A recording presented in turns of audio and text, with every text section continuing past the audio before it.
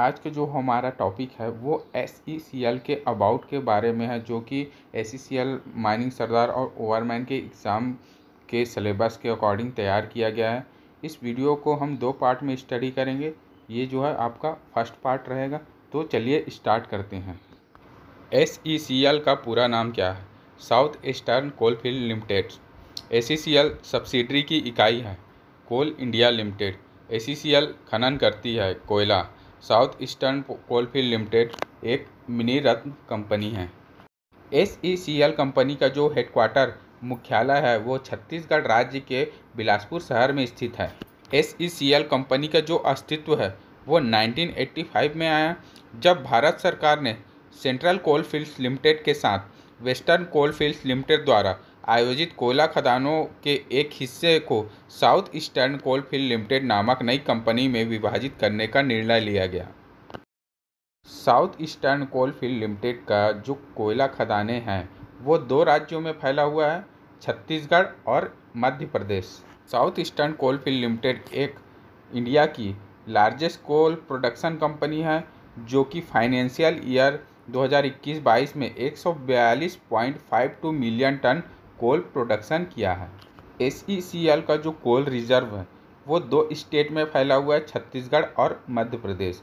Company का जो operating mines है वो 65 माइंस है, जिसमें 39 माइंस छत्तीसगढ़ में है और 26 माइंसें मध्य प्रदेश में हैं। इसके अलावा साउथ ईस्टर्न कोलफील्ड लिमिटेड कोल इंडिया से लीज आधार पर पश्चिम बंगाल में दानाकुनी में स्थित कोल कार्बनाइजेशन प्लांट दानाकुनी कोल कॉम्प्लेक्स DCC का संचालन भी करती है। प्रशासनिक नियंत्रण और संचालन के आधार पर खानों को 3 समूहों में बांटा गया है। पहला है central India coalfields CIC, second है कोरबा कोलफील्ड्स एवं तीसरा है मांड रायगढ़ कोलफील्ड्स। इन तीनों ग्रुप्स को मिलाकर SECL के 13 क्षेत्र हैं। इसमें सेंट्रल इंडिया कोलफील्ड्स की बात करें तो चिरीमिरी क्षेत्र, बैकुंठपुर क्षेत्र, विश्रामपुर क्षेत्र, हसदेव क्षेत्र, भटगांव क्षेत्र, जमुना कोतमा क्षेत्र, सुहागपुर क्षेत्र और जोहिला क्षेत्र। ये जो 8 क्षेत्र हैं ये सेंट्रल इंडिया कोलफील्ड्स के अंतर्गत आते हैं।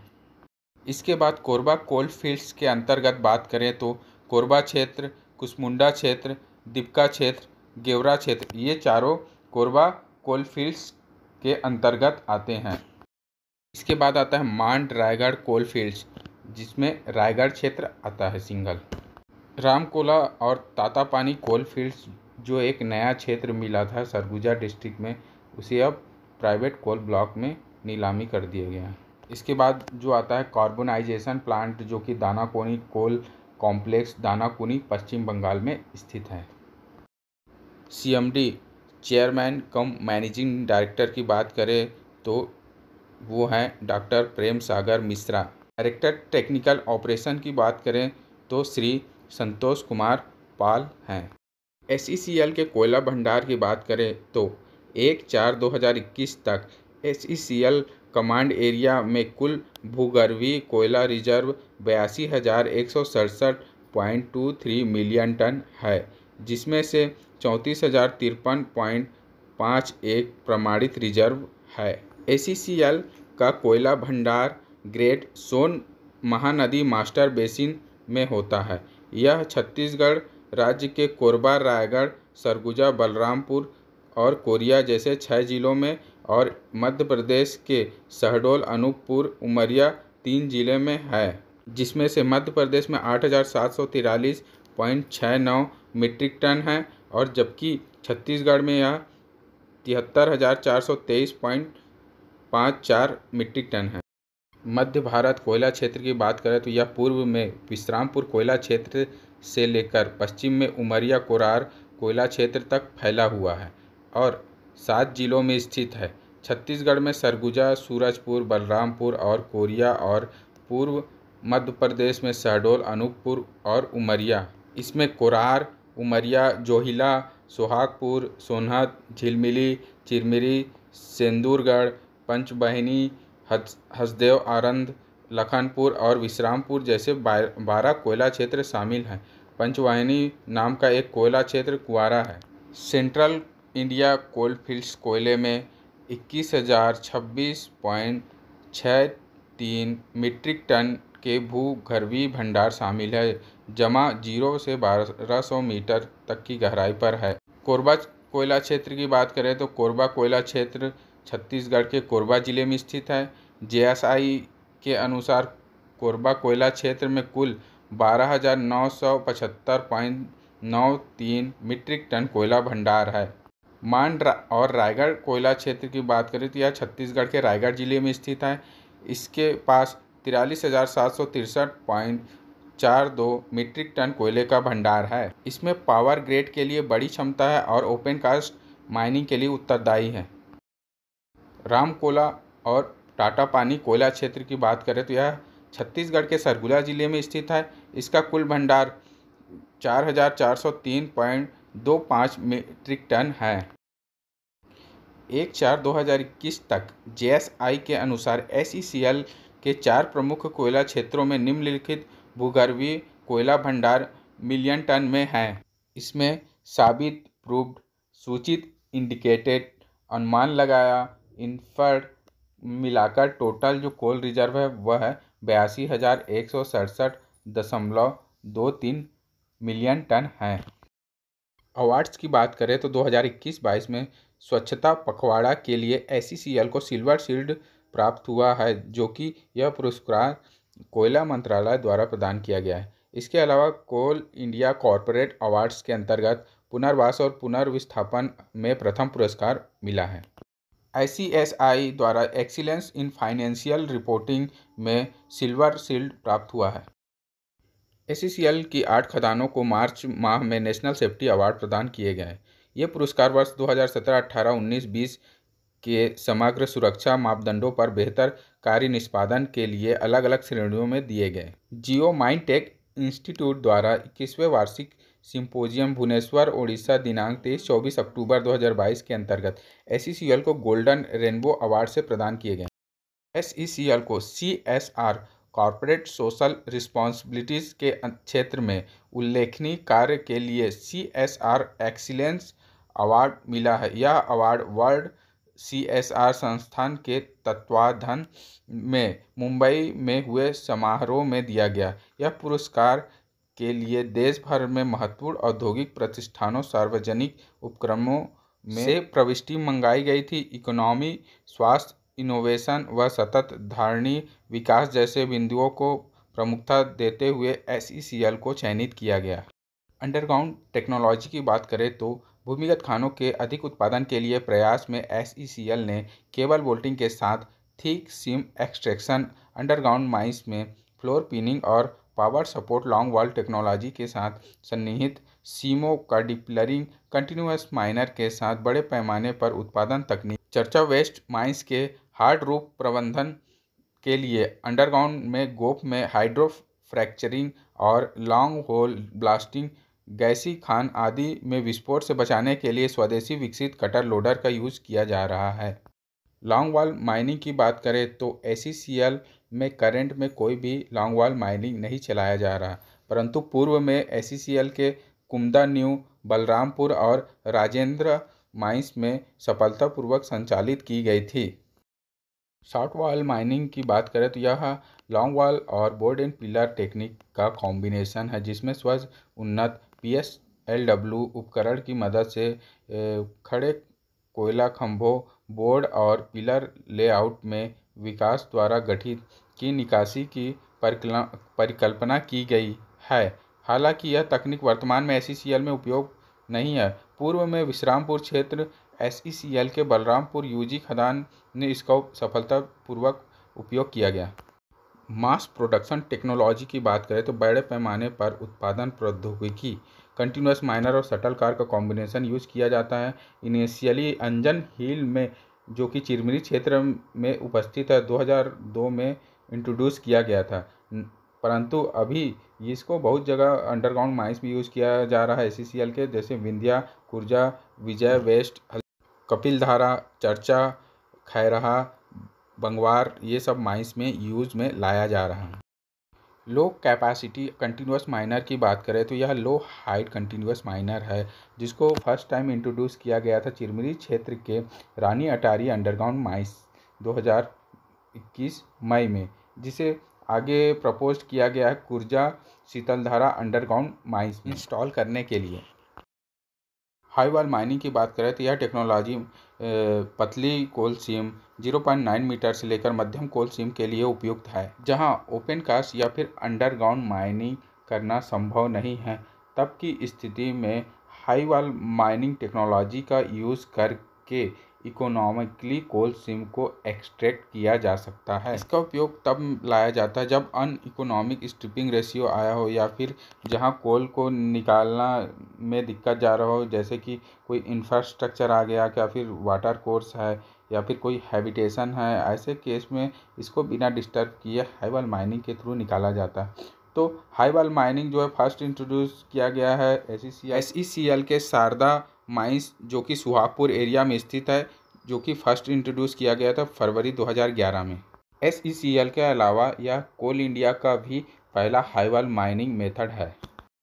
ओपन कास्ट टेक्नोलॉजी की बात करें तो अपग्रेडेशन ऑफ टेक्नोलॉजी एक कंटिन्यूस प्रोसेस है, जिसमें एक मेजर मैकेनाइजेशन ड्राइव किया जा रहा है। ओपन कास्ट माइंस में 42 क्यूबिक मीटर इलेक्ट्रिक शॉवेल के साथ 240 टन का डंपर को जो फर्स्ट टाइम डिप्लॉय किया जाया है अपने कंट्री में, वो 240 टन का, वो है गेवरा और Dipka mega open cast project में।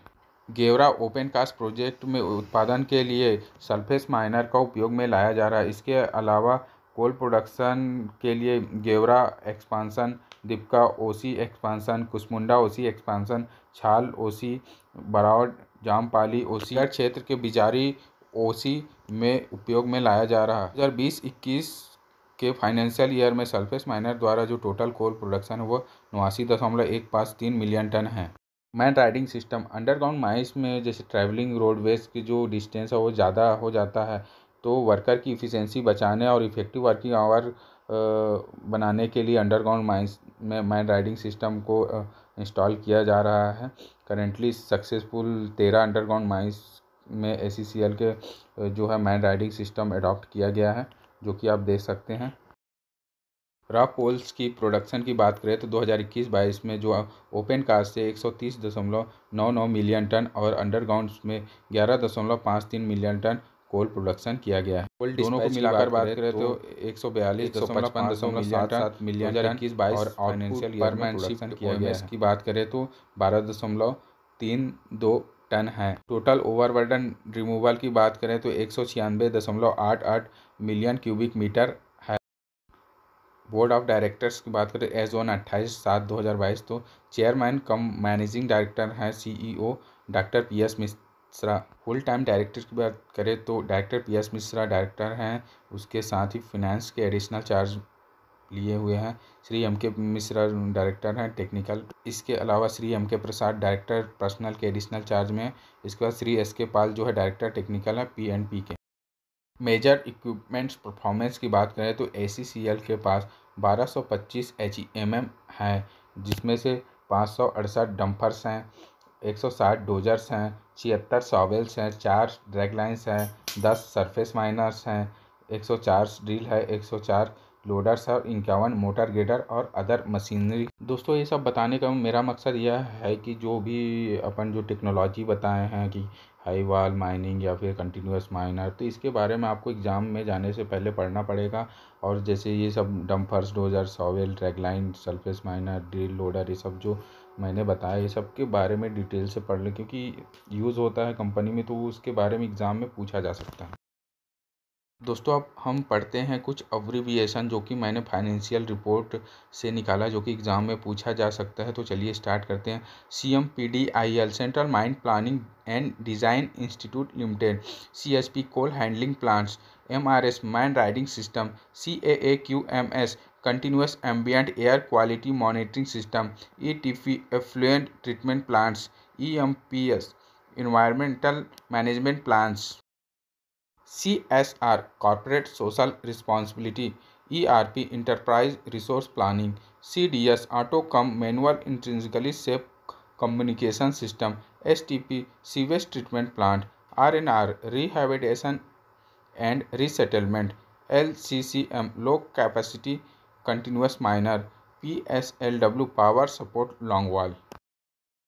Enhancement of coal crushing capacity in SECL 2021-22 में 1000 ton per hour semi mobile crusher install किया गया है गेवरा, दीपका और कुसमुंडा ओपनकास्ट माइंस में। 350 टन पर आवर वाला सेमी मोबाइल क्रशर जो कि सप्लाई कर दिया गया है और इंस्टॉलेशन जो है प्रोसेस में है, जो कि छाल ओपनकास्ट, बरौल OC और जामपाली OC रायगढ़ एरिया में जल्द ही लग जाएगा।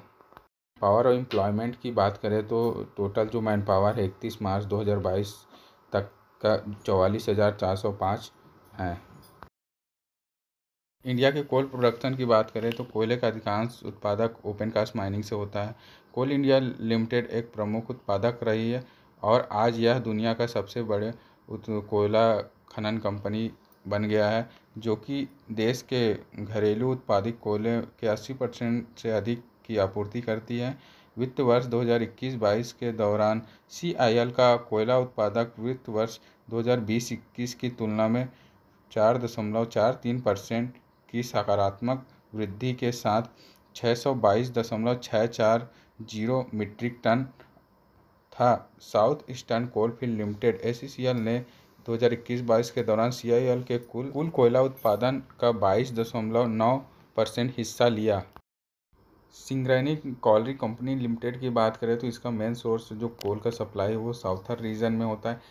SECL का जो प्रोडक्शन है कोल का जो 21-22 में वो है 65.021 मिलियन टन, जो कि प्रीवियस फाइनेंशियल ईयर से पॉजिटिव ग्रोथ 28.55% है। कोल रिजर्व की बात करें तो CMPDI, MECL, GSI, SCCL और कुछ निजी सार्वजनिक उद्यमियों द्वारा अनुमानित संसाधनों के आधार पर भारतीय भूवैज्ञानिक सर्वेक्षण द्वारा तैयार भारतीय कोयले के भूवैज्ञानिक संसाधनों की सूची 1/4/2021 तक नीचे दी गई। कुल भारत में अब तक 1200 मीटर की अधिकतम गहराई तक 3,52,125.97 मिलियन टन कोयले के भूवैज्ञानिक संसाधनों का अनुमान लगाया गया है। कुछ संसाधनों में से गोंडवाना कोल फील्ड्स का योगदान 3,50,502.32 मिलियन टन मतलब 99.54% है, जबकि हिमालय क्षेत्र के टेरिटरी कोल फील्ड में 1,623.65 मिलियन टन 0.46% कोल रिजर्व है। फ्यूचर में कोल इंडिया का जो टारगेट है वह 1 बिलियन टन का रहेगा, जिसमें SECL का क्या योगदान रहेगा ये जानते हैं। 1/4/2022 तक SECL में 45,626.35 करोड़ की स्वीकृति पूंजी पूर्व राष्ट्रीयकृत खानों और कस्टोडियन खदान सहित के साथ 83 प्रमुख कोयला परियोजनाओं, 50 भूमिगत परियोजनाओं और 33 ओपनकास्ट परियोजनाओं को 290.44 मिलियन टन की कुल क्षमता के लिए अनुमोदित किया गया है। 83 परियोजनाओं में से 32 चालू परियोजनाएं, 6 UG और 26 OC चालू परियोजनाएं हैं। 45 परियोजनाएं, 39 UG और 6 OC पूरी हो चुकी हैं। परियोजनाएं 5 UG खदानें मौजूद खदानें हैं और एक कस्टोडियन खदान। 2021-22 के दौरान कोयले का उत्पादन 142.51 मीट्रिक टन था। कोयला उत्पादन बढ़ाने के लिए 17 चालू परियोजनाएं, 3 UG, 4 OC अंडर इम्प्लीमेंटेशन हैं।